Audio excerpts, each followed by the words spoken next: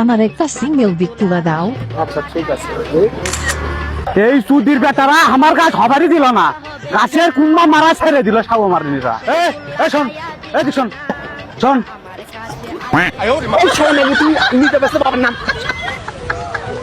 আমার এটা বড় ঘাসের বিয়ের মধ্যে আমার কুম্বার লটর ফটর তো দাবার যাচ্ছে দাঁড়া। ওরা হয়তো আর কিসের সাউন্ড করিচ্ছে রা, খালি ক্যামেরা আমার ঠাস ঠাস হচ্ছে কমান।